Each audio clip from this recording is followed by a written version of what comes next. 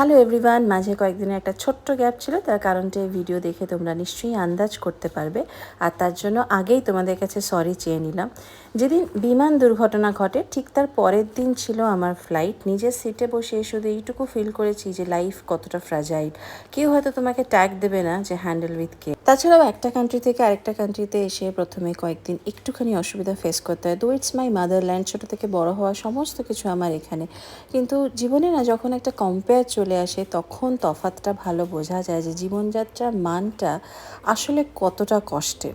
একে তো ওয়েদার, যেটা সবচেয়ে বড় একটা প্রতিবন্ধকতা। নেক্সট আসি ট্রান্সপোর্ট অ্যান্ড ডিস্টেন্স। এক জায়গা থেকে আরেক জায়গায় যেতে হলে ট্রাভেল করতে ঠিক এক্স্যাক্টলি কতটা সময় চলে যায়। তবে হ্যাঁ, সব জায়গারই কিছু প্রস অ্যান্ড কনস থাকে, এগুলো নিয়ে না হয় অন্য একটা ভিডিওতে তোমাদের সঙ্গে আলোচনা করব। তার আগে বলি, অনেক অস্ট্রেলিয়ার গল্প কিন্তু এখনও বাকি রয়ে গেছে। এখনও অনেক ইনফরমেশনস, অনেক ভালো লাগার মুহূর্ত তোমাদের সঙ্গে শেয়ার করা বাকি। আই হোপ তোমাদের ভালো লাগবে। And thanks for all your support and love. তোমরা পাশে না থাকলে হয়তো জার্নিটা এত সুন্দর হতো না, এত সহজ হতো না। তাই thanks once again. Stay bless. আজকের মতো টাটা, তবে দেখা হবে। Stay tune.